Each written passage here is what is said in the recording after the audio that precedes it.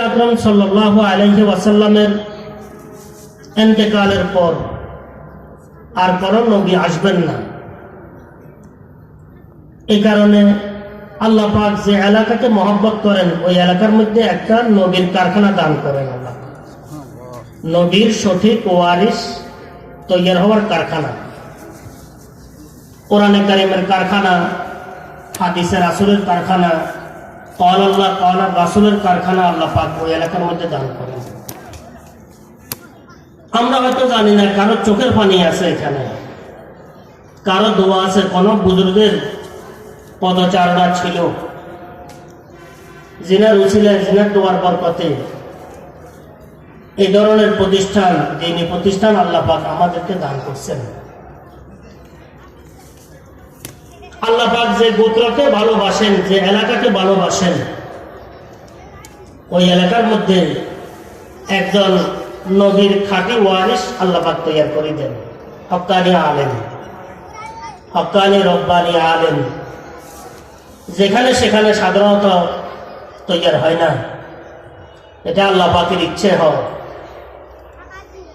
একজন আলেম পুরো এলাকাকে নিয়ে চলে। আলহামদুলিল্লাহ, এখানে তো একটি প্রতিষ্ঠান, বহু আলেম ওলামা এখানে কি মেহনত করতেছেন।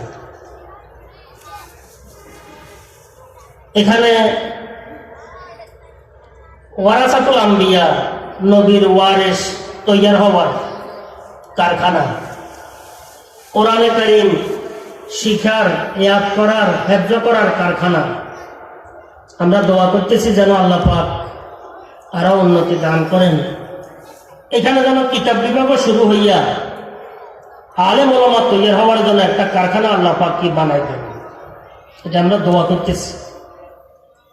তো নিশ্চয় এই এলাকাকে আল্লাহ পাক মহব্বত করেন, না হয় এই ধরনের একটি প্রতিষ্ঠান এখানে আল্লাহ পাক দান করতেন না যদি মহব্বত না করতেন। এই কারণে আমরা এলাকাবাসী যারা আছি, আমাদের কিছু দায়িত্ব আছে। যে এলাকার মধ্যে একটি প্রতিষ্ঠান আছে আর যে এলাকার মধ্যে একটি প্রতিষ্ঠান নাই, দোনো এলাকার মানুষের যদি চলাফেরা একরকম হইয়া যায় তাহলে আমরা প্রতিষ্ঠানের কদর করলাম না। যেখানে কোনো প্রতিষ্ঠান নাই, কোনো আলেম ওলামা নাই, সেখানে যেভাবে চলি সেভাবে যদি এই অত্র অঞ্চলেও যদি প্রতিষ্ঠানের আশেপাশের লোকেরা যদি আমরা চলাফেরা করি, কোন রকমের যদি বেশ কম আমরা না করি, বেশ কমের উপলব্ধি আমরা করতে না পারি, বাইরের থেকে কোনো লোক আসি যদি বেশ কমের উপলব্ধি করতে না পারে, যেখানে কোনো প্রতিষ্ঠান নাই ওই এলাকার কোনো মানুষ আসি যদি এখানে আফসোস না করে কি আহারে আমাদের এলাকায় একটা প্রতিষ্ঠান নাই, এখানে আল্লাহর রহমতে কি সুন্দর পরিবেশ, কি সুন্দর মানুষের নামাজ কালাম, মহিলাদের মধ্যে পর্দা পশিদার নিজাম নিয়ম, ছেলেদের মধ্যে আদব আখলাক সালাম কালাম। এই এলাকা এই নুরানি মাদ্রাসার উসিলায়, হেফজ মাদ্রাসার উসিলায় পুরো এলাকা আলোকিত হইয়া গেছে। আমরা দেশে যদি একটা প্রতিষ্ঠান হতো, এই ধরনের যদি বাইরের থেকে লোক আসি যদি এই এলাকার মধ্যে যদি আফসোস না করে, তাহলে আমরা প্রতিষ্ঠানের কদর করি নাই, আমাদের দ্বারা প্রতিষ্ঠানের মূল্যায়ন হয় নাই। এইভাবে আমরা যদি বাইরে কোনো অঞ্চলে চলে যাই যেখানে হয়তো এই ধরনের কোনো প্রতিষ্ঠান নাই, বাংলাদেশের বহু এলাকা আছে এই ধরনের কোনো প্রতিষ্ঠান নাই, আমরা সেখানে যাওয়ার পর, আমি মহিলা হয়ে বেড়াইতে গেছি, পুরুষ হয়ে বেড়াইতে গেছি, বা তবলিগে গেছি, বা দেখার জন্য গেলাম, সেখানে যাই যদি আমার আল্লাহর শকর যদি আমার মুখ দিয়ে বের না হয়, আলহামদুলিল্লাহ এই মারকাজুল কোরআনের রসুলে আমরা এলাকা যে আলোকিত, এখানে আসছি, এখানে তো রুখা কিছু নাই, এ ধরনের যদি আমাদের মুখ দিয়ে আল্লাহর শকর বের না হয়, তাহলে মনে করতে হবে আমরা প্রতিষ্ঠানের কদর করি নাই, মূল্যায়ন করি নাই। আমরা মহিলারা বাইরে যাওয়ার পর মহিলাদের যদি দিলের মধ্যে কথাটি না আসে, হারি আমরা এলাকার মধ্যে আল্লাহর রহমতে প্রতিষ্ঠানের উসিলায় যে আলোকিত পরিবেশ, ধর্মীয় পরিবেশ, আলেম ওলামাদের বিচরণের পরিবেশ, তালেব ইলমদের আনাগুনার পরিবেশ, ছাত্র ছাত্রীদের আদব আখলাকের পরিবেশ আমরা যে পরিবেশ আল্লাহ পাকের রহমতে আমরা পেয়েছি, কিন্তু এখানে তো এমন কিছু নাই। আরে মাদ্রাসা তো আল্লাহর নেয়ামত। যদি এ ধরনের অনুভূতি যদি বাইরে যাওয়ার পর আমাদের মধ্যে না আসে, তো আমরা মাদ্রাসার সাধারণত কদর করি নাই। এ কারণে আমার অনুরোধ থাকবে আমরা মাদ্রাসাকে কদর করব। একটি প্রতিষ্ঠান আপনারা রাত্রে আসে দেখিয়ে 3:30 4টা হইতে লই ছাত্ররা তেলাওয়াত করতেছে, কোরআন শরীফ কি তেলাওয়াত করতেছে, নামাজ পড়তেছে, তাহাজ্জুদ পড়তেছে, দোয়া এবং কান্নাকাটি করতেছে। দুনিয়ার মধ্যে কোন প্রতিষ্ঠানটি আছে দুনিয়া বিলায়নে যে আমরা যাদের যে প্রতিষ্ঠানগুলোকে উন্নত মনে করি, উন্নয়নের মনে করি, দুনিয়ার মধ্যে কোন প্রতিষ্ঠান আছে যে প্রতিষ্ঠানের মধ্যে রাত্রে তাহাজ্জুদ হয়, কান্নাকাটি হয়, কোরআনে কারীমের তেলাওয়াত হয়, চোখের পানি ঝরে দোয়া মুনাজাত হয়? এভাবে দুনিয়ার মধ্যে আরেকটি প্রতিষ্ঠান দেখান তো চাই মাদ্রাসা ছাড়া। আমরা যতগুলো গুনাহ করতেছি সব গুনাহগুলো আল্লাহ পাক ক্ষমা করতেছেন, ক্ষমার দৃষ্টিতে দেখতেছেন এই ধরনের প্রতিষ্ঠানগুলো বেশি। আমাদের জ্ঞান, আমাদের ধন, আমাদের বিজ্ঞান প্রযুক্তি যদি আরো বহু বেশি যদি আমরা উন্নতি করি, কিন্তু শান্তি, শৃঙ্খলা, স্বস্তি আমরা অর্জন করতে পারবো। আমাদের চাইতে যারা সবচেয়ে দুনিয়ার মধ্যে উন্নত, যারা নাকি পুরো দুনিয়ার মধ্যে সর্দারি করে, বিজ্ঞান প্রযুক্তির মাধ্যমে পুরো দুনিয়াকে আলোকিত করতেছে, তাদের অবস্থাগুলো তো আসলে এখন আর কক্ষের ভিতরে সীমাবদ্ধ নয়, দেশের মধ্যে সীমাবদ্ধ নয়, পুরো দুনিয়ার মধ্যে এগুলা পরিবেশিত হইতেছে অবস্থাগুলা। তো দেখবেন যে তাদের যে অবস্থা আর আমাদের যে অবস্থা, যদি আল্লাহ পাক সঠিক বিবেক কাউকে দান করেন, হেদায়েতের জন্য আর কিছুর দরকার নেই। ইকবাল মরহুম বলছেন, সুন্দর করে বলছেন, जिसने सूरज की शुआओं को गिरफ्तार किया, जिंदगी की शबे तारीख सहर कर ना सका। ইকবাল মরহুম বলছেন, আমরা কি, আমাদের মধ্যে তো কিছুই নেই। যারা পুরো দুনিয়ার মধ্যে সর্দারি করতেছে, মাতবারি করতেছে, যারা দুনিয়া বিলানে প্রতিযোগিতার নম্বরে আব্বালে পৌঁছতেছে,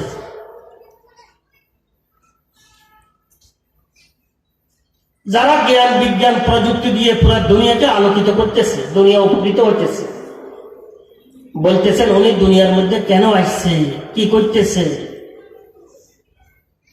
কি হবে ফলাফল, তার মাথার মধ্যে এটা ঢোকে না। আল্লাহ পাক রুদ্ধ করে দিয়েছে। আমরা কি, আমাদের মধ্যে যে আল্লাহ পাক এতটুকু অনুভূতি দান করছেন, এই ধরনের প্রতিষ্ঠানগুলা বেশি। আমরা যদিও মনে করি যে আসলে এই ধরনের প্রতিষ্ঠানগুলা তো আমরা এখানে পড়ে আছে, ময়ভাল, ছাড়িপুর, এটা তো প্রতিষ্ঠান একটা হয়তো নজির আহমদ গ্রুপের অবদান একটি প্রতিষ্ঠান হয়েছে না। প্রতিষ্ঠান আল্লাহ পাকের হুকুম ছাড়া হয় না, দুনিয়ার কিচ্ছু আল্লাহ পাকের হুকুম ছাড়া হয় না। ভালো কাজগুলো আল্লাহ পাকের তৌফিকে হয়, মন্দ কাজগুলো আমাদের হাজিরামির কারণে, খারাপ কাজগুলা, গুনার গুলা, নাফরমানি গুলা, এগুলো আমাদের দ্বারা হয়। আমাদের দ্বারা ভালো কাজ করার মতো যোগ্যতা আমাদের মধ্যে কিছু নাই। ভালো কাজ আল্লাহ পাকের তৌফিকে হয়। আমাদের মাথার চুল হইতে পায়ের তালু পর্যন্ত না পাকের একটা গুণ আমার। আল্লাহ পাকও বড় হাকিম, বড় কাদের, কুদরতওয়ালা। পুরা না পাকের উপরে পাতলা একটা চামড়া দিয়ে আমাদেরকে আশরাফুল মখলুকাত হিসাবে ঘোষণা করছেন। এটা তো আল্লাহ পাকের বড় কুদরত। যেখান দিয়ে খোঁচান সেখান দিয়ে নাপাক দিয়ে রাখ, যেখান দিয়ে খোঁচান সেখান দিয়ে নাপাক দিয়ে রাখ। হ্যাঁ, গিরিনিত আর নাপাক দ্বারা আমরা পুরা ঢাকা। কিন্তু আল্লাহ পাক আমরা যেন অহংকার না করি, আমাদের মধ্যে যেন অহংকার না আসে, এ কারণে আল্লাহ পাক নাপাকের উপরে একটা চামড়া দিয়ে রাখছেন, তুই দেখ তোর ভিতরে সব নাপাক। আর এটা কোনো গবেষণা করতে হয় না যে আমার মধ্যে নাপাক আছে, এটা আমরা সবাই জানি। এরপরেও তো আমরা কি অযোগ্য, অহংকার করি। নাপাকের ঢাকি রেখেছেন আল্লাহ পাক, আশরাফুল মখলুকাত বানাইছেন। আর আমাদের সৃষ্টির সূত্রে যে এক ফোঁটা আছে সেটাও নাপাক। আল্লাহ পাকের কুদরত দেখেন, আল্লাহ পাক কি করতেন না পারে। এগুলো চিন্তা করলে আসলে মানুষ সাধারণত গোমরাহির রাস্তায় যাইতে পারে না, কিন্তু আমরা চিন্তা করি না বিদায় আমরা গোমরাহের রাস্তায় চলে যাই। তো আমরা মনে করি যে মাদ্রাসা একটা এরা দিছে হয়ে গেছে। না, আপনারা জানেন সরকারি কোন স্থাপনা যত্রতত্র ইচ্ছে করলে এটা কি প্রতিষ্ঠিত হয় না, হবে না। এটা সরকারের মঞ্জুরি লাগবে, সরকারের বিশেষ এখানে লোক লাগবে। এই লোকের মাধ্যমে ওই স্থাপনা এলাকার মধ্যে কি প্রতিষ্ঠিত হবে। বহু এলাকা এমন আছে যেখানে হয়তো সরকারের দল নাই বা দলীয় কোনো বড় লোক নাই, এলাকার রোড গাড়ো নাই, স্থাপনা তো দূরের কথা। বহু সময় মঞ্জুরকৃত বহু স্থাপনা পড়ে আছে, কিন্তু সরকারি ভালো লোক নাই বিদায় সেখানে স্থাপনা দেয়। এইভাবে এই মাদ্রাসা যেটা আমাদের সামনে আছে, আমরা মনে এটা না করি যে মাদ্রাসাখানা এখানে আছে, এটা বস বিল্ডিং হয়েছে, উপরে খালি, নিচে মাটি, ডানের পাশে খালি, এমন নয়। এটার একটা সম্পর্ক আছে। কি আছে? সম্পর্ক আছে। আমাদের কথার কথা, যদি মহিপাল একটা কি থাকে, সোনালী ব্যাংক থাকে ছোট্ট, হয়তো বিল্ডিং এর দোতলার উপরে একটা কামরা নিয়ে আসে না, ছোট ছোট ব্যাংক কামরা। কেউ যদি মনে করে এটা সোনালী ব্যাংক এখানে আছে, এখানে আশেপাশে জায়গাও বেশি নেই, আর এটার কোনো লিঙ্কও নাই, সম্পর্ক নাই, তাহলে মনে করাটা তার ভুল হবে। এই সোনালী ব্যাংক সরকারি যে স্থাপনা আছে, এটার সম্পর্ক আমাদের ফেনী জেলার কেন্দ্রীয় ব্যাংকের সাথে আছে, এটার সম্পর্ক বাংলাদেশের কেন্দ্রীয় ব্যাংকের সাথে আছে, এটার সম্পর্ক বিশ্বের কেন্দ্রীয় ব্যাংকের সাথে আছে। আসলে না, এইভাবে সবগুলা সরকারি বিষয়। আর এই ধরনের মাদ্রাসাগুলো তো এটা বড় সরকারের বিষয়, আহকামুল হাকিমিন রব্বুল আলামিনের পক্ষ থেকে মঞ্জুরকৃত। আপনারা শুনছেন বহু সময় ওয়াজ কালামে যে একটি মসজিদ যখন হয়, এখানে আসলে মসজিদ হয়ে গেছে, ওরা ইচ্ছে করছে মসজিদ হয়ে গেছে, টাকা দিচ্ছে, এমন নয়। এখানে হযরত ইব্রাহিম আলা নবীনা আলাইহিস সালাতু ওয়াস সালামের হাতে সিটা যে পাথরগুলা ছিল, এখানে একটা কণা আল্লাহ পাক আনি বানাইছে। যেখানে একটা কণা পড়ছে, পাথরের টুকরো পড়ছে, সেখানে কিয়ামত পর্যন্ত একটি না একটি মসজিদ হইতেই থাকবে, হবে। এটা কেউ কি করতে পারবে না, ভাব দিতে পারবে না। এমন নয় যে ইচ্ছা করছে কি হয়ে গেছে, না। হ্যাঁ, কোন এলাকা যদি আল্লাহ পাক এলাকাবাসীর উপরে নারাজ হইয়া যান, তখন এই মসজিদটা সেখান থেকে আল্লাহ পাক উঠে নিয়ে যান। এমন বহু মসজিদ আছে যেখানে 5 ওয়াক্ত নামাজ হয় না, বহু মসজিদ আছে। বাংলাদেশের আনাচে কানাচে বহু মসজিদ আছে। এমন বহু মসজিদ আছে যে আমরা মুরব্বীদের মুখ থেকে শুনি যে এখানে একসময় মসজিদ ছিল,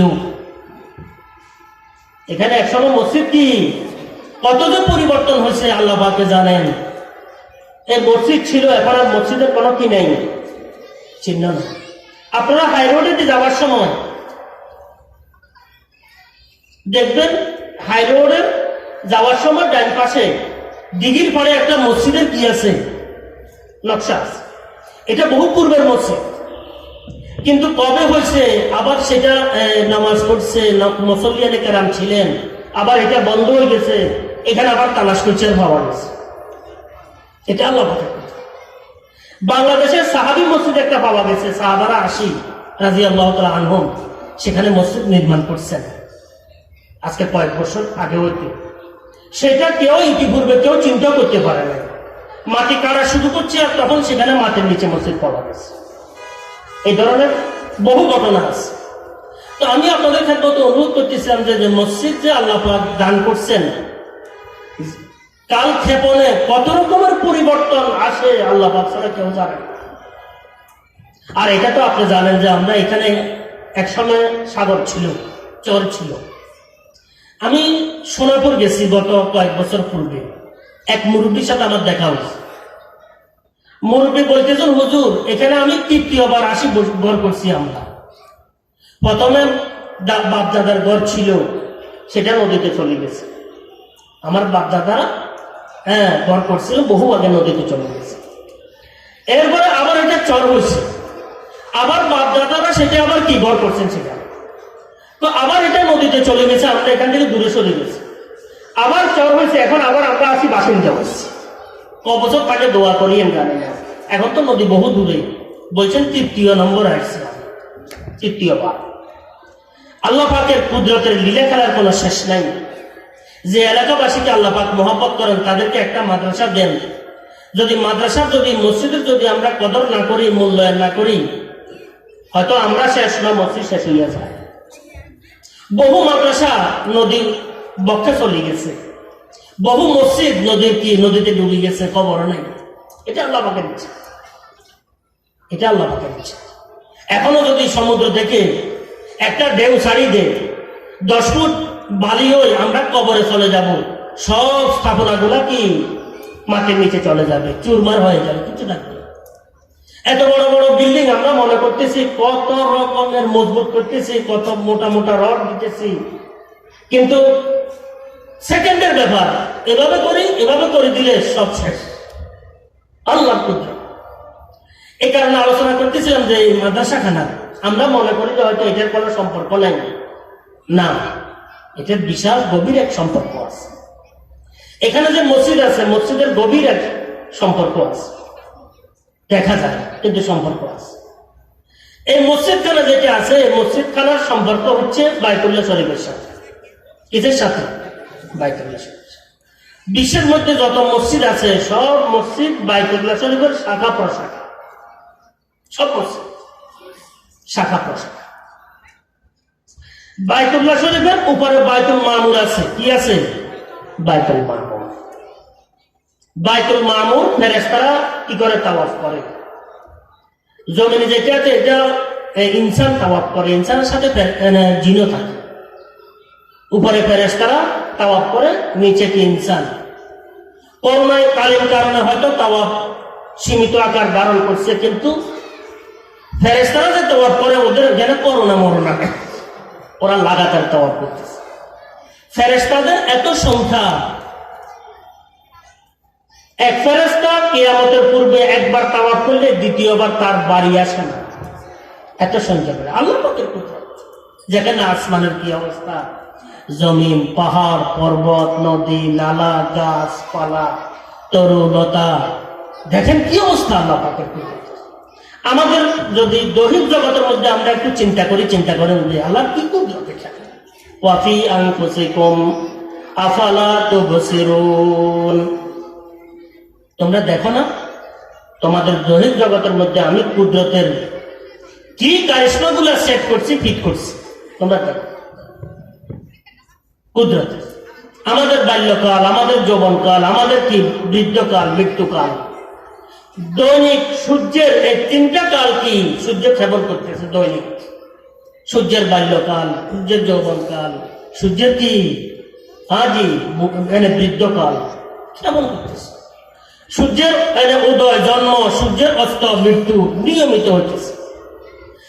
আমরা সূর্য যেভাবে ঘুরে, আমরাও হুবহু এভাবে ঘুরতেছি, হুবহু। আমাদের একটা বাল্যকাল আছে, এরপরে একটা যৌবনকাল আছে, এরপরে কি আছে? আমাদের বৃদ্ধকাল আছে, আমাদের জন্ম আছে, আমাদের মৃত্যু আছে। আমাদেরকে দিনের উদয় অস্ত, সূর্যের আগমন নির্গমন, এগুলোর দ্বারাই আমাদের জিন্দগির পুরা নকশাটা আমাদের সামনে এসেছে, পুরা নকশাটা আমাদের সামনে এসেছে। আমরা হয়তো দুনিয়ার রং তামাশায় মাতাল মত্ত, কিন্তু আল্লাহ পাকের কুদরত গুলো যদি আমরা দেখি তাহলে আমাদের মধ্যে আখিরাতের মাতালি আসবে, আমাদের মধ্যে আল্লাহ পাকের মহব্বতের মাতালি আসবে। দুনিয়ার বিষয়গুলো আমাদের ব্রেনে থাকবে না।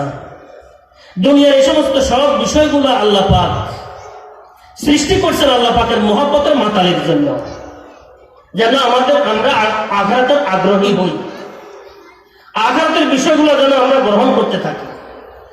দ্বীনি বিষয়গুলা, ধর্মের বিষয়গুলা, হুজুরে আকরাম সাল্লাল্লাহু আলাইহি ওয়াসাল্লামের সুন্নতের বিষয়গুলা যেন আমরা গ্রহণ করতে থাকি।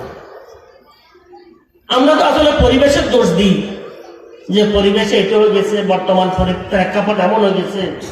আসলে যদি আমরা চিন্তা করি, দোষ আমাদের, পরিবেশ কিছু না। হযরত রহমতুল্লাহ আলাইহি বারবার বলতেন, বেটা পরিবেশকে তুই জন্ম দে, তুই পরিবেশের কি ঘূর্ণির মধ্যে কেন তুই কি নিষ্পেষিত হবি, পরিবেশকে জন্ম দে। বেসাজে আলমে দিগর কে আলম আজ দমে তুস জমানা বা তু নাসাগত তু বা জমানা মসাস। বেসাজে আলমে দিগর কে আলম আজ দমে তুস জমানা বা তু নাসাগত তু বা জমানা মসাস। আল্লাহ পাকের এক বান্দা, আল্লাহ পাকের আশিক, আশিকের কথাগুলো আশিকদের কাছে ভালো লাগে। তো বেটা পরিবেশে কেন দোষ দিও, তুই নিজের দোষ নিজেকে। পরিবেশে কি তোরা বাধ্য করছে? পরিবেশে কি তোরা গুণাগুলা করার জন্য তোরা কি একদম কি বেকার বানাই ফেলছে? তোর কিছু নাই, সব কিছু আছে। তুই একটু খেয়াল করি দেখ, পরিবেশের দোষ দিস না, নিজের দোষ দিস। সব গুণাগুলো আমরা করতেছি পরিবেশের কারণে নয়। আমরা শয়তানের দোষ দিই, শয়তান এটা করতেছে, শয়তান এটা করতেছে। শয়তান হাসে, ফেরে বক্ক খুদ করে, লানত করে শয়তান पर। क्या हंसी आती है मुझको हजरत इंसान पर, फेले बत्तो खुद करे लाনত भेजे शैतान पर। শয়তান কয় আমার হাসি আসে, তো অপকর্ম সবগুলো নিজেরাই করে, আর দোষটা আমার মাথার উপর দিতে করে। সব নিজেরা, দোষগুলো আমার মাথার উপর দিতে। এই কারণে বলতেছিলাম যে আসলে আল্লাহ পাক অসাধ্য দুঃসাধ্য কিছু আমাদেরকে কি বাধ্য করেন নাই। কোরআন এবং হাদিসের আহকাম গুলা, হুজুরে আকরাম সাল্লাল্লাহু আলাইহি ওয়াসাল্লামের তরিকাগুলা দুঃসাধ্য নয়, অসাধ্য নয়। এগুলা সরলতা, জিন্দেগির কি উপকরণ। ইহকালে শান্তি, আখিরাতের মধ্যে শান্তি, এই দুটাই নেক আমলের দ্বারা হাসিল হয়। ইহকালের দুর্গতি, আখিরাতের দুর্গতি বদামলের দ্বারা সামনে আসে। কোরআনে কারিমের মধ্যে ওয়ালিমান খাফা মাকাম রাব্বিহি জান্নাতান, আল্লাহ পাক ইরশাদ করেন, যে ব্যক্তি এটা ভয় করবে যে আমি আল্লাহ পাকের দরবারে দাঁড়াইতে হবে, আমাকে আল্লাহ পাকের দরবারে দাঁড়াইতে হবে, এই ভয় করে যে নাকি নেক আমল বাড়াই দিবে, এই ভয় করে যে নাকি বদামল কি ছেড়ে দিবে, তার জন্য দুটি বেহেশত। কটি বেহেশত? আল্লামা আলুসি রহমাতুল্লাহ আলাইহি রুহুল মানিক মুসান্নিফ মুফাসসির, উনি বলতেছেন জান্নাতুন ফিদ দুনিয়া ওয়া জান্নাতুন ফিল আখিরাহ। দুটি বেহেশতের কথা বলছেন। যে একটা বেহেশত হয়েছে জান্নাত আখিরাতের মধ্যে, আর একটা দুনিয়ার হায়াতটুকু তার জন্য বেহেশতি হায়াতে পরিণত হয়ে যাবে। শান্তি কাকে বলে? নেক আমল করে দেখেন। স্বস্তি কোথায়? নেক আমল করে দেখেন। নিজাম নিয়ম অবকাঠামো কোথায়? নেক আমল করে দেখেন। সুস্থতা কোথায়? কলবের সুস্থতা, শারীরিক সুস্থতা, নেক আমল করে দেখেন। ইনশাআল্লাহ তাআলা নেক আমলের দ্বারা মানুষের দিন ও দুনিয়া দুটোটা আলোকিত হয়ে আসবে। এটা হতে পারে না বদামল করলে সে শান্তি পাবে। আমরা বাল্য শিক্ষার মধ্যে পড়ছিলাম, পাপে আনে দুঃখ, পুণ্যে আনে সুখ। ভালো কাজ করলে সুখ আসবে, কোনো সন্দেহ নাই। অবাক, ভালো কাজের ভালো ফল, মন্দ কাজের মন্দ ফল। ভালো কাজের ভালো ফল ইহকালেও পরকালেও, মন্দ কাজের খারাপ ফল, মন্দ ফল ইহকালেও পরকালেও। খুব লক্ষ্য রাখি, দুনিয়ার মধ্যে মানুষ খুবই পেরেশান থাকি আমরা। তার মূল কারণ হচ্ছে আমরা বিভিন্ন বিষয়গুলোর উপরে আমরা দোষারোপ করি, বিষয়গুলোকে দোষারোপ করি, আসবাবগুলোকে, উপকরণগুলোকে দোষারোপ করি। দেখতে হয়তো আমাদের বুঝে আসে, মূলে হচ্ছে নেক আমল বাড়ায় দিলে স্বস্তি, শান্তি, কলবের সুস্থতা, দৈহিক সুস্থতা ইনশাআল্লাহ বাড়তে থাকবে। আল্লাহ বদামল ছাড়ি দিলে স্বস্তি, শান্তি, সুস্থতা, আরাম, আয়েশ দুনিয়ার মধ্যে কি বাড়তে থাকবে। আল্লাহ বদলা করা। আর যদি এর বিপরীতে হয়, যত কিছু করব লাভ হবে না, শান্তি পাবো না, স্বস্তি পাবো না, সুস্থতা আসবে না, না দিলের সুস্থতা, না দেহের সুস্থতা। আল্লাহ পাক আমাদেরকে বুঝার তৌফিক দান। এই মসজিদ খানা শাখা হচ্ছে বাইতুল্লাহ শরীফ, বাইতুল্লাহ শরীফ শাখা হচ্ছে বাইতুল মামুরের। চতুর্থ আসমানও বলে, সপ্তম আসমানও বলে বাইতুল মামুর। বাইতুল মামুরের সম্পর্ক হচ্ছে আরশে মহল্লার সাথে। কিসের সাথে? আরশে। তো এই মসজিদটা এখানে আসে শুধু তা নয়, এটার একটা সম্পর্ক আছে। এই মসজিদ বাইতুল্লাহ হয়ে, বাইতুল মামুর হয়ে আরশে আলাহির সাথে সম্পর্ক। এভাবে এখানে একটা মাদ্রাসা হচ্ছে। আমরা মনে করি যে এখানে মাদ্রাসা হচ্ছে, বাস মাদ্রাসা আমাদের ছেলেরা মেয়েরা পড়ালেখা, আমাদের কোনো আর এমন দায়িত্ব নাই। আর বেশি বড় দায়িত্ব মনে করলে হয়তো মনে করি আমরা কিছু টাকা পয়সা দিই, সহযোগিতা করি। না, ছেলে মেয়েদের পড়ালেখার জন্য মাদ্রাসা দিয়েছেন বটে, আমরা অভিভাবকদের জন্য, বয়স্কদের জন্য এই মাদ্রাসার জরুরত সবচেয়ে বেশি। আমরা যেন অত্র এলাকার মধ্যে কেউ একথা লক্ষ্য রাখবেন, যেন এমন কেউ না থাকি, মহিলা হই পুরুষ হই, যে নামাজের ব্যাপারে দুর্বলতা আমার মধ্যে থাকে। নামাজ না পারলে আমি শিখে নিব, ভুল হইলে এটা আমি শুদ্ধ করে নিব, আর ত্রুটি দেখলে ত্রুটিগুলো দূর করব, কিন্তু নামাজের ব্যাপারে কোনো যেন দুর্বলতা কি না থাকে। নামাজ সবচেয়ে গুরুত্বপূর্ণ ইবাদত।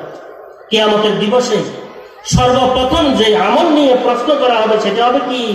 নামাজ। হুজুরে আকরাম সাল্লাল্লাহু আলাইহি ওয়াসাল্লাম আখিরি সময়ের মধ্যে দুনিয়া থেকে বিদায় নিচ্ছেন, তখন ওসিয়ত করতেছিলেন, আসসালাহ ওয়া মা মালাকাত আইমানুকুম, আসসালাহ ওয়া মা মালাকাত আইমানুকুম। নামাজ, নামাজ, নামাজের প্রতি যত্নবান হো হে আমার কি উম্মতের নরনারী। নামাজের প্রতি যত্নবান। নামাজ আমরা পড়তেছি, সুন্নাত মোতাবেক পড়বো, দৃঢ়স্থির ভাবে পড়বো, হ্যাঁ, একাগ্রতার সাথে পড়বো। আল্লাহ পাক আমাকে দেখতেছেন এমন মানসিকতা নিয়ে আদায় করবো না, তখন নামাজ কায়েম হবে আল্লাহর রহমতে। তখন নামাজ কি ঠিক হয়ে যাবে আমাদের আল্লাহ পাকের ফজল করো। নামাজের কথা বলছেন, আর একটি বন্দার হকের কথা ইশারাতান বলছেন, কারো হক যেন নষ্ট না করি। আমি এমন ভাবে চলা দরকার, আমার মাথার উপরে যেন অন্যের এক পয়সা না থাকে, খুব লক্ষ্য রাখা। এখন মৃত্যু আসলে যেন আমি পরিষ্কার। আর এমন ভাবে চলা দরকার, সর্বাবস্থা যেন তওবা ইস্তেগফারে থাকি, যে আমার গুনাহ যেন আল্লাহ পাক ক্ষমা করে দেন। কারো হক যেন আমার মাথার উপরে না থাকে। দুটি বিষয় যদি আমাদের সামনে থাকে, আল্লাহর রহমতে আখিরাতের বিষয়টি আলোকিত আল্লাহর রহমত। একটা হচ্ছে তওবা ইস্তেগফার, আমাদের যে নিজস্ব করণীয় কাজগুলোর মধ্যে ত্রুটি বিচ্যুতি আছে, এগুলোর জন্য কিছু গুনাহ খাতা হয়ে যেতেছে, বন্দা তো বন্দা, আস্তা গান্দা, এগুলোর জন্য তওবা ইস্তেগফার, নিয়মিত তওবা ইস্তেগফার। আর কারো হক যেন আমার মাথার উপরে না থাকে, রাখা উচিত। কারো হক আমি নষ্ট করছি, তওবা ইস্তেগফারের দ্বারায় হক মাফ হবে না, হক মাফ হবে না। তওবা করার দ্বারায় আমি যে চুরি করছি, চুরির গুনাহ হয়তো আল্লাহ পাক ক্ষমা করবেন, কিন্তু হক আদায় করে দিতে হবে। হক কিভাবে আদায় করবো হকদারের কাছে, সেগুলা ওলামাদের থেকে জেনে মৃত্যুর পূর্বে এগুলা কি একদম যেন আমরা কি শুদ্ধ হইয়া যায়। আল্লাহ তুমি আমাদেরকে তৌফিক দাও। হ্যাঁ, হুজুরে আকরাম সাল্লাল্লাহু আলাইহি ওয়াসাল্লাম বলছেন, তোমরা রাতে শুইবে আর তোমাদের মাথার নিচে, বালুসের নিচে যেন ওসিয়তনামা থাকে লেনদেনের, তুমি কত দেনা আছো, কত পাওনা আছো। তাহলে মৃত্যুর জন্য সর্বদা প্রস্তুত থাকতে হবে। মৃত্যুর জন্য যদি আমরা আল্লাহর রহমতে প্রস্তুত থাকি, প্রস্তুত থাকার কথা বলছি, নিয়মিত তওবা ইস্তেগফারের সাথে জড়িত থাকা, আল্লাহর দরবারে তওবা করতে থাকা, এবং অন্যের কোনো হক যেন আমার মাথার উপরে না থাকে। আমি ভাই বোনের হক যেন নষ্ট না করি, আমি বাপ জিয়ের হক যেন নষ্ট না করি, আমি সর্দার এলাকার কোনো এতিমের হক যেন নষ্ট না করি, আমি চাষি কারো আই যেন কি না ফেলি, আমি কি প্রতাপশালী, আমি যেন কারো একটি ইঞ্চি যেন আমি যেন ঠেলা সীমানা না ঘাটি, আমি জোর করে যেন সেখানে বিল্ডিং না করি, ওয়াল না করি। খুব লক্ষ্য রাখবেন, 2-1 দিনের জমানা হায়াত, এটার কিছু নাই। তার জন্য এগুলা কুজা কারো কুজা ফেরাও কুজা নমরুদ সুদহামা, কুজা সুদ শওকতে শাহা, কুজা তখতে সুলাইমানি। চিন্তা করা দরকার। কুজা কারু, কুজা ফিরআউন, কুজা নমরুদ সুদহামা, কুজা সুদ শওকতে শাহা, কুজা তখতে সুলাইমানি। ফিরআউন কোথায় দাবি করছে? কোথায় গেছে? নমরুদ বড় শেরকট ছিল, সে কোথায় গেল? হামান বড় বুদ্ধিজীবী ছিল, কুবুদ্ধিজীবী, সে কোথায় গেছে? হামান বড় গাদ্দার ছিল, সে কোথায় গেছে? হযরত শেখ সাদি রহমতুল্লাহ বলেন, চিন্তা করিও, তুমি মানুষের হক নষ্ট করবে, জায়গা দখল করবে, হ্যাঁ, হকদারদের হক তুমি কি গ্রাস করবে, কার জন্য করবে একটু চিন্তা করে দেখো না, কি করবে তুমি এগুলা? তোমার জন্য একটা রুটি 4টা ডাউন হলে চলে, সামান্য ডাউন হলে চলে, তোমার কিসে ভাইছে পুরো এলাকা নিয়ে চিন্তা করা? মাথায় বাড়ি বাড়ি দিয়ে মানুষের কি রক্তগুলো খরণ করা তোমাকে কিসে ভাইছে? আল্লাহ তুমি আমাদেরকে হেফাজত করো। আমি বলতেছিলাম একটি মাদ্রাসা, এই মাদ্রাসার সম্পর্ক, এটা মাদ্রাসা শুধু এখানে যে এখানে এমন নয়, আমাদের বহু দায়িত্ব আছে। আমরা মনে করি ছাত্রদের জন্য মাদ্রাসা, ঠিক আছে, ছাত্রদের জন্য, ছাত্রীদের জন্য মাদ্রাসা, আমাদের প্রজন্মের জন্য, ভবিষ্যৎ প্রজন্মের জন্য মাদ্রাসা। কিন্তু ভবিষ্যৎ প্রজন্মকে উজ্জ্বল করার জন্য, এদেরকে উজ্জ্বল একটি ভবিষ্যৎ হাতে উপহার দেওয়ার জন্য অভিভাবকরা খুব সাবধানতার সাথে চলতে হবে। মাদ্রাসা দুটো আছে, একটা হচ্ছে এটা মাদ্রাসা মার্কাজুল কোরআন, আর একটা হচ্ছে গড়ের পরিবেশ মাদ্রাসা, এটা হচ্ছে আসল মাদ্রাসা। ও মা বোনেরা, গড়ের পরিবেশ হচ্ছে আসল মাদ্রাসা, এটা হচ্ছে সাময়িক মাদ্রাসা। এখানে একটা ছেলে মেয়ে 2-3 বছর পড়ে, 4 বছর পড়ে।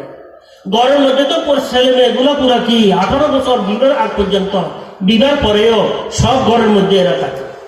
এই কারণে কিতাবের মধ্যে লেখে আসল মাদ্রাসা হচ্ছে ঘরের মাদ্রাসা। যে ঘরের মা নামাজি, বাপ নামাজি, ওই ঘরের সন্তান আল্লাহর রহমতে নামাজি হবে।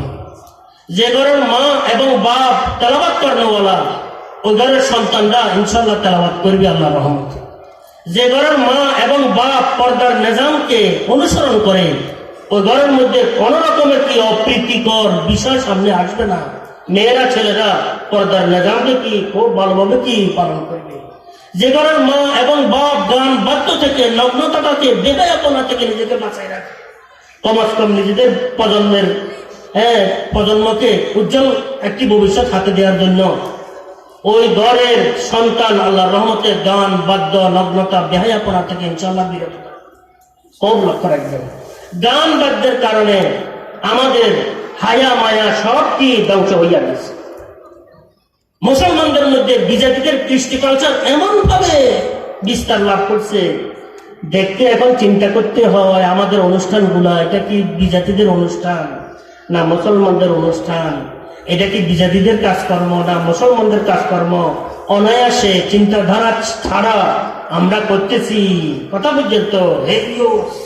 কিন্তু ইয়াদ রাখা উচিত, সব কিছুর জবাবদেহি আল্লাহ পাকের দরবারে করতে হবে। সব কিছুর জবাবদেহি, কোন একটি পরিমাণ অনুপরিমাণ বাকি থাকবে না, সবকিছু হাতে আসে। আল্লাহ পাক ইরশাদ করেন, ওই দিন ইয়াতাযাক্কারুল ইনসান, মানুষ ঠিক হওয়ার জন্য আবেদন পেশ করবে। আল্লাহ ইরশাদ করেন, ও আন্না লাহুয যিকরা, নসিহত গ্রহণ করার সময় তো শেষ হইয়া গেছে। এখন তো কর্মফল ভোগ করার সময় এসে গেছে। যা করতেছি সবগুলা তিল তিল, বালু বালু, অনু অনু হাতে এসে যাবে, এক কিছুই থাকবে না। আল্লাহ আমাদেরকে আখিরাতের ভয়, আখিরাতের ভীতি আমাদের অন্তরে দান করেন।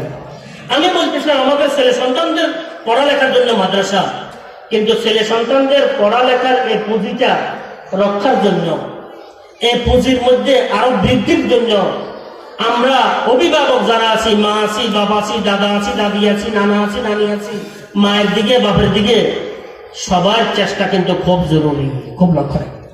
সবাই সচেতন হইতে হবে, না হয় নুরানি পড়ছে, একই মাসের গুড়া নিয়ে সব বাইরে যাবো। হেফজ শিখছে, ভালো পরিবেশ ঘরের মধ্যে নাই, উল্টো দিকে চলে গেছে, দেখবেন হেফজতার কি নাই, ঠিক থাকবে না। মাদ্রাসা পড়ছে, বড় আলেম হয়েছে, কিন্তু সবাই আলেমের কথা মানা দরকার, কিন্তু সবাই চিপাকাই আলেমের নিজের এলেম থেকে কি বঞ্চিত হয়ে যাবে, এমন অহরহ আছে, অহরহ করতেছে। আমি আপনাদের খেদমত অনুরোধ করলাম, এই মাদ্রাসাখানার সম্পর্ক সোফা মাদ্রাসার সাথে সম্পর্ক। কোন মাদ্রাসা? হুজুর আকরাম সাল্লাল্লাহু আলাইহি ওয়াসাল্লামের মাদ্রাসা। হ্যাঁ, মদিনায় মুনাওয়ারার মধ্যে যে সোফা মাদ্রাসা, এই সোফা মাদ্রাসার সাথে এটার সম্পর্ক।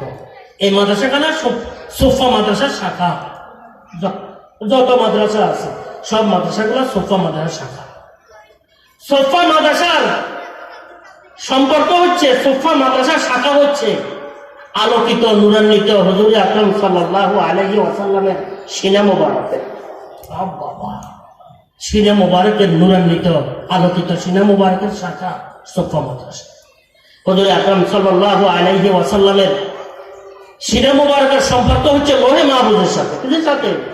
লোহে মাহফুজের সাথে। লোহে মাহফুজের সম্পর্ক হচ্ছে আরশে ইলাহির সাথে। এই মাদ্রাসাখানা সোফা মাদ্রাসা হইয়া হুজুর আকরাম সাল্লাল্লাহু আলাইহি ওয়াসাল্লাম নূরান্বিত সিনা মুবারক হইয়া লোহে মাহফুজ হইয়া আরশে ইলাহির সাথে এই মাদ্রাসার সম্পর্ক, এমনি নয়। কিন্তু এই কারণে আমি আপনাদের ক্ষেত্রে অনুরোধ করতেছিলাম যে আমরা এই মাদ্রাসাগুলোকে মহব্বত করব। আমাদের ছেলে সন্তান যা কিছু কামাইতেছে, অর্জন করতেছে, আমরা আমাদের ছেলে সন্তানের এই সম্পদ রক্ষার্থে আমরা নিজেরা ঠিক হয়ে যাব। আমি মা ঠিক হয়ে যাব, আমি বাপ ঠিক হয়ে যাব, আমি দাদা ঠিক হয়ে যাব, আমি দাদি ঠিক হয়ে যাব, আমি নানা ঠিক হয়ে যাব, আমি নানি ঠিক হয়ে যাব, আমি বড় ভাই ঠিক হয়ে যাব, আমি বড় বোন ঠিক হয়ে যাব। হ্যাঁ, এভাবে ইনশাল্লাহ যদি আমি ঠিক হতে যাই, পুরা খানদান ঠিক হয়ে যাবো। জি, আর ঠিক হওয়ার জন্য আমি বলছিলাম নামাজের পাবন্দি করা, ঠিক হওয়ার জন্য আমি বলছিলাম তেলাওয়াতের পাবন্দি করা, ঠিক হওয়ার জন্য বলছিলাম পর্দা পুরুষদের নিজামকে রক্ষা করা, ঠিক হওয়ার জন্য আমি বলছিলাম গান বাদ্য থেকে নিজেদেরকে কি বিরত রাখা। পরিবেশের দোষ দিলে লাভ নাই, দেশের দোষ দিলে লাভ নাই, বিশ্বের দোষ দিলে লাভ নাই, নিজের দোষ দেওয়া দরকার। যে নিজের সমালোচনা করবে, নিজের দোষ দিবে, সে ঠিক হওয়ার জন্য একটা রাস্তা সামনে এসে যাবে। যে অন্যের মাথার উপরে লবণটি খাওয়ার চেষ্টা করে, সে ঠিক হওয়ার কখনো কি রাস্তা তার সামনে আসবে না। এই পরিবেশের দোষদের, এটার দোষদের, ওটার দোষদের, বিশ্ব এরকম হয়ে গেছে, দেশ এরকম চলে, এখন প্রেক্ষাপট এরকম হয়ে গেছে, এগুলো হচ্ছে রূপকথা। আসল দোষ কিন্তু আমার, তার, আমার। আমি যে আয়াতে কারিমা আপনাদের সামনে তেলাওয়াত করছিলাম, এই আয়াতে কারিমার মধ্যে আল্লাহ পাক ইরশাদ করেন, কু আনফুসাকুম, হে ঈমানদারগণ, তোমরা তোমাদেরকে হেফাজত করো। আবার তোমাদের আওলাদ, ফরজন যারা আছে, ছেলে মেয়ে যারা আছে, সন্তান আদি যারা আছে, এদেরও কি হেফাজত করো। প্রত্যেকে হেফাজত করো জাহান্নামের আগুন থেকে। নিশ্চিত জাহান্নামের আগুনের সম্মুখীন আমাদের হইতে হবে। তো আল্লাহ পাক এই আয়াতে কারিমার মধ্যে ইরশাদ করেন, হে ঈমানদারগণ, তোমরা তোমাদেরকে, তোমাদের আওলাদ ফরজনদেরকে জাহান্নামের আগুন থেকে বাঁচাও, সময় এখন আছে। আল্লাহ পাক আমাকে, আমাদেরকে সবাইকে আজই সময় থাকতে জাহান্নামের আগুন থেকে বাঁচার ফিকির করার তৌফিক দান করেন। এই মাদ্রাসা মসজিদগুলোর সাথে লেগে থাকার নিজের স্বার্থে আল্লাহ পাক আমাদেরকে তৌফিক দান করেন। এই মাদ্রাসা মসজিদগুলো আল্লাহ পাক কবুল করেন। আমরা এই মাদ্রাসা মসজিদের মূল্যায়ন করব, কদর করব। আল্লাহ পাকের দরবারে এই নেয়ামতের আমরা শুকর আদায় করব। আলেম ওলামাদের সাথে সম্পর্ক রাখবো, আলেম ওলামাদেরকে মহব্বত করব। ইনশাআল্লাহ তাআলা হেদায়েত আসান হয়ে যাবে। আল্লাহ পাক সবাইকে তৌফিক দান করেন। ওমা তৌফিকুনা ইল্লা বিল্লাহ। সুবহানাল্লাহি ওয়া বিহামদিহি, সুবহানাকাল্লাহুম্মা ওয়া বিহামদিক, আশহাদু আল্লা ইলাহা ইল্লা আনতা, আস্তাগফিরুকা ওয়া আতুবু ইলাইক।